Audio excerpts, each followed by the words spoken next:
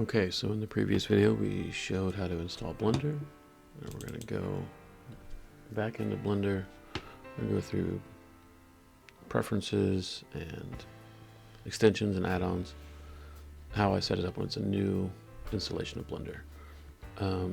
First of all, note that this is the splash screen.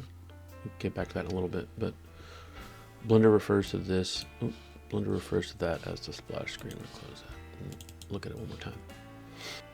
Okay, so when you first open Blender, you'll see these options of how to create a new file, open previous files, recover last session, some of this getting started stuff.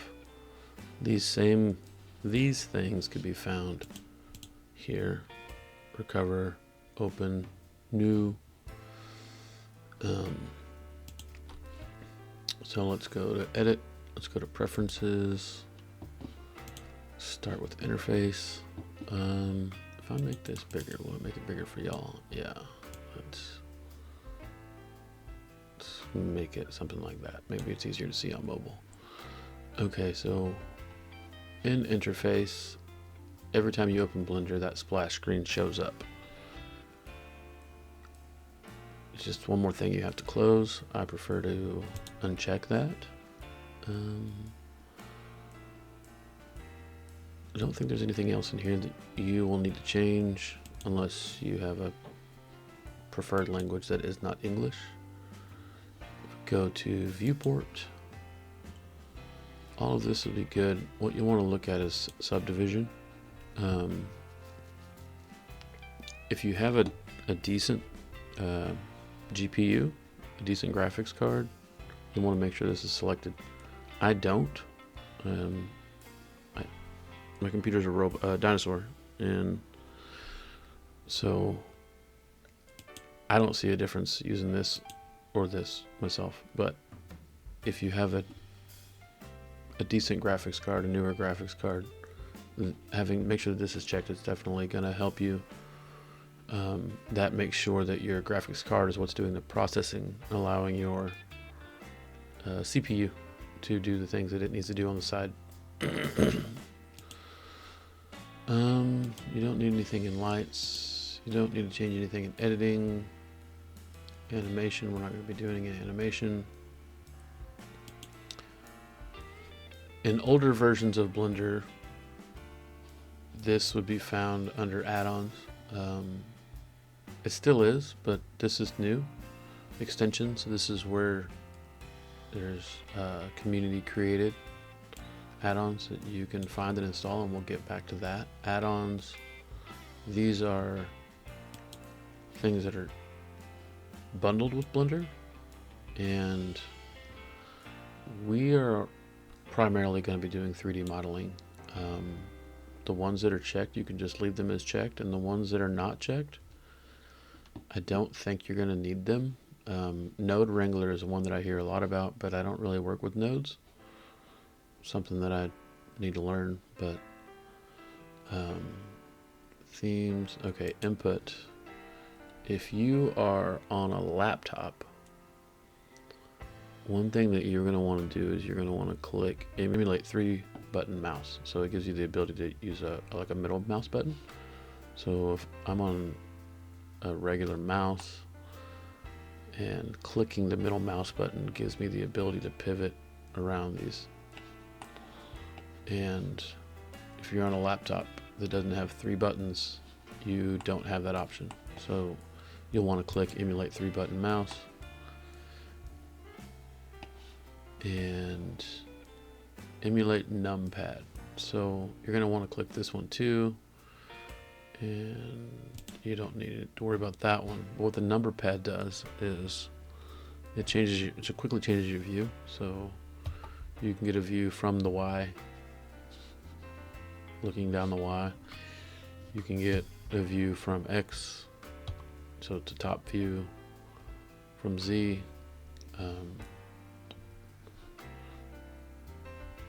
If you are on a laptop that does not have a number pad, you'll want to do this, and it lets you do this. If I uncheck this, I'm on PC. If I push the numbers on the top of the keyboard, it doesn't do anything. Emulate numpad, and it gives me those same choices of what I would have.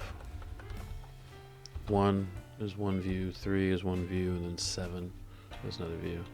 And you can mess around with those other buttons. They rotate it different ways. Let's put it back to here. Navigation, orbit around selection is going to be something that you will want to check. I don't know why they don't have this checked by default. So if I've got the mouse over here and I move like this, it's off over there. It's looking at what it wants to look at. But if I have orbit around selection, it's going to orbit around this guy. If you've got a scene that has a lot of stuff in it, and you're wanting to do something with this guy, or you want to see from a different perspective. If I'm like this, sometimes I'll lose it. I'm like, oh crud, where was that piece I was working on? Oh no. But if I have orbit around selection, it keeps this guy in focus. So have that checked. Key map, I wouldn't worry about this yet.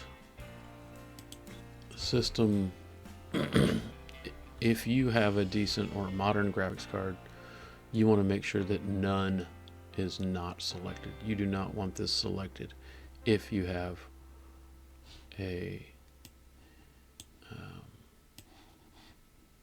decent graphics card. So you'll want to click through here, find the one that matches the graphics card you have. This is NVIDIA GPU. This one's an NVIDIA GPU with newer capabilities. This one's going to be AMD. So I don't have any of this. Again, I'm operating on a dinosaur, so I use none, and a lot of times it's impacted, it's slow, but I gotta live with what I gotta live with. Save and load. If you spend any time downloading other people's files off the internet, utilizing friends' Blender files, or different ones that you find online, when you open them in your version of Blender, it's going to load the way that they have their user interface set up. It's going to be, it could be annoying if you made changes there, or if they've made changes there. If you uncheck this, it will keep your user interface the way you have it set up and not change it.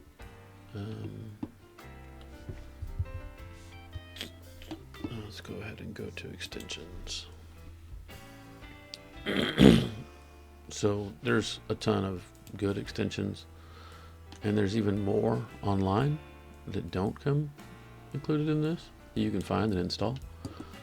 We're going to focus on the ones we use for 3D modeling, specifically 3D printing, and we'll go through them. I'll include a list of them down in the descriptions. 3D print toolbox. So you can just hit install. Another thing you can do as you're going down the list, you can do this if you had time and you wanted to look at them. You can see some of the information about it. You can click this, it'll open a window, give you some more information about it. But I'm going to give you the ones that I like to use. 3D print. 3D print toolbox. So we're going to hit install on that. And it'll take a second, and then it's done. And close that. Now it's going to separate them by what's available and what's installed. The next one that comes in handy for me is auto mirror. We're going to install. We'll go into detail a little further what these are over here on the add-on screen once we get them all put in. Bool tool is really good. This one I think is a potential contender. So if you want to install it now and play with it. I've got some more playing with it to do. I'm not necessarily going to recommend it yet. Maybe once I get that figured out, I'll make a video on what separates Bull Tool from Bulltron. Extra mesh objects. Install that guy.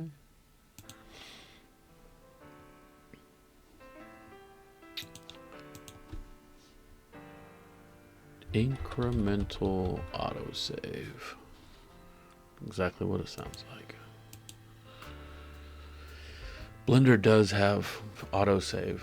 I should have touched on it when we were in save and load.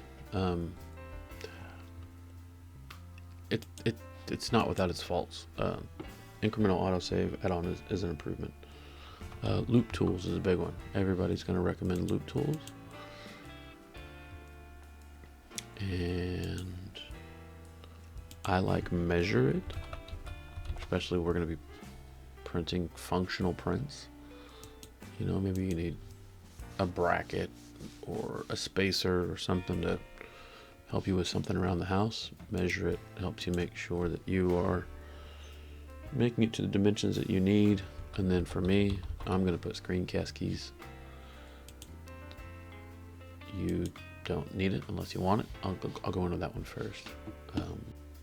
Let's pause for a second. Okay, so this video's already gone a lot longer than I wanted it to. What we're going to do is we're going to wrap this up, try to keep it around 10 minutes. Put it in the next video. I'm going to go in depth further what these tools can do. The ones that are more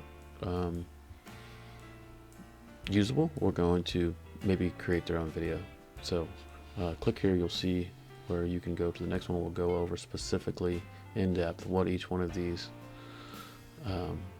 add-ons and extensions does.